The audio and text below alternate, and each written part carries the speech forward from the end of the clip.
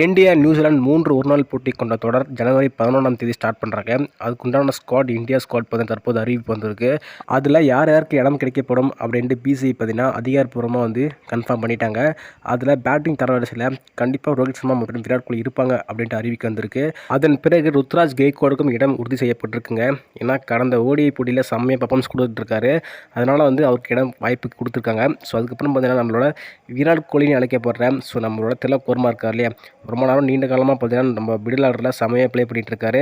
கடைசி வரையும் ப்ளே பண்ணுறதுனால அவருக்கு ஒரு மிகப்பெரிய வாய்ப்பு கொடுத்துருக்கப்பட்டிருக்கு. கேஎல் ராகுல் அதாவது ஸ்டேயர்ஸ்க்கு பதிலாக அவர் வந்து உள்ள வந்திருக்காருங்க. ஸோ ஸ்டேயர்ஸ் நல்ல ஒரு பேட்ஸ்மேன், அவருக்கு பதிலாகவே இவர் வந்து கொண்டு வந்துட்டாங்க. ஏன்னா ஸ்டேயர்ஸ் பார்த்தீங்கன்னா மிடில் ஆர்டரில் செம்மையாகவே ப்ளே பண்ணுவார். இருந்தாலும் யங்ஸ்டர்ஸ் மேலே நம்பிக்கை வச்சு எடுத்துட்டாங்கன்னு சொல்லலாம். ஸோ ஸ்டேயர்ஸ் ரொம்ப நாளுமே டீமில் கிடையாது, இன்ஜுரி அதிகமாக அவருக்கு ஏற்பட்டுருக்கு.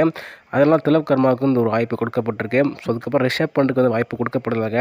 அவருக்கு பதிலாக கேஎல் ராகுலுக்கு வந்து இடம் கொடுக்கப்பட்டிருக்குங்க. ரிஷப் பண்ட் டெஸ்ட் போட்டியிலும் சரி, T20 போட்டியிலும் சரி, ஓடிஐ போட்டியிலும் சரி 3 ஃபார்மேட்லேயுமே பெருசாக அவரோட பங்களிப்பை கொடுக்க முடியல.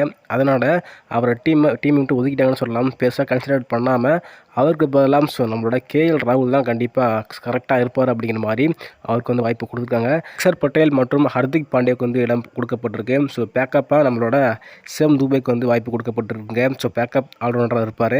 அடுத்து பவுலிங்கில் பொறுத்தவரையும் பும்ரா இருப்பார், அக்ஷதீப் சிங் இருப்பார்.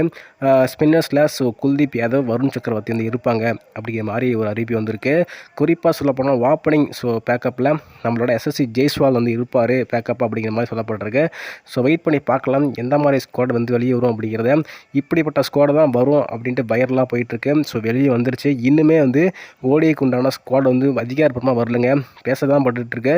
கண்டிப்பாக இந்த மாதிரி ஸ்குவாட் வரலாம் அப்படிங்கிற மாதிரி பேச்சுவார்த்தை தான் போயிட்டுருக்கு. இருந்தாலும் இன்னும் அஃபீஷியலாக வரல. நியூசிலாந்து டீம் பார்த்தீங்கன்னா ஓடிக்கும் சரி T20க்கும் சரி ரெண்டுத்துக்குமே அவரோட ஸ்குவாட் வந்து அனுப்பிட்டாங்க. நாம் இன்னும் ஸ்குவாட் ரெண்டுத்துக்குமே வந்து கொடுக்கல. ஏன் வந்து இந்தியா வெளியிடலை அப்படின்னா, ஸோ மிகப்பெரிய ஒரு கான்ட்ரவர்சி போயிட்டுருக்கு. அப்படின்னா போயிட்டுருக்குன்னா கேப்டன் சுக்மன் கில் இருக்கார் இல்லையா, அவருக்கு வந்து திருப்பி வாய்ப்பு கொடுக்கலாமா கொடுக்க வேணாமா அப்படிங்கிற ஒரே ஒரு காரணத்தினால தான் இன்னுமே ஸ்குவாட் வந்து அதிகாரப்பூர்வமாக அறிவிக்கலை. மற்றபடி எல்லாருமே ரெடிங்க. ஸோ எல்லா பிளேயர்ஸும் பார்த்தா கன்ஃபார்ம் பண்ணிட்டாங்க. இந்த கேப்டனை பொறுத்தவரையும் யார் வந்து உள்ளே கொண்டு வரலாம், யாரை கேப்டன்சி போடலாம், இல்லை மீண்டும் சுமன்களுக்கு வாய்ப்பு கொடுக்கலாமா அப்படின்ட்டு ஒரு பேச்சுவார்த்தை தான் போயிட்டுருக்கு. இல்லைன்னா எப்போயும் அந்த ஸ்குவாட் வந்து வெளியே வந்திருக்கும். கரெக்டாக 14ஆம் தேதி ஜனவரி முதல் போட்டி, அதுக்குண்டான ஸ்குவாட் வந்து எப்போயும் அறிவிச்சிருக்கணும். ஆனால் இன்னும் பிசிஐ பார்த்தீங்கன்னா துறக்கவில்லை. ஸோ என்ன பண்ணுறாங்க அப்படின்னு தெரியலங்க.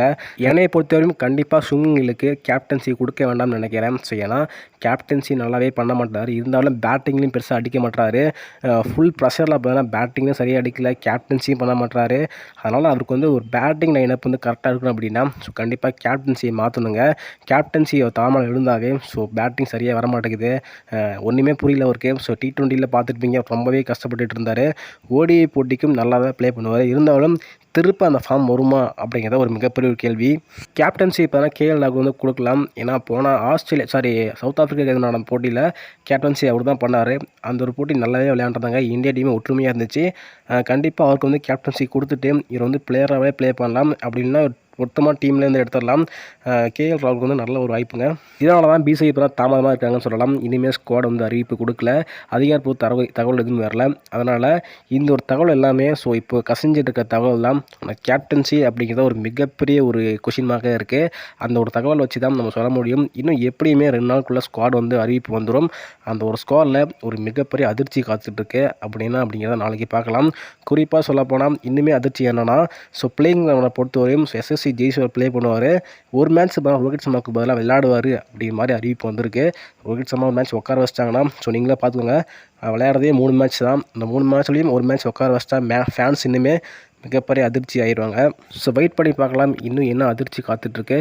கேப்டன்சியில் ஏதாவது மாற்றம் இருக்குமா அப்படிங்கிறத வெயிட் பண்ணி தான் பார்க்கணும். சரி, நீங்கள் சொல்லுங்கள், கேப்டன்சி யார் கொடுக்கலாம்?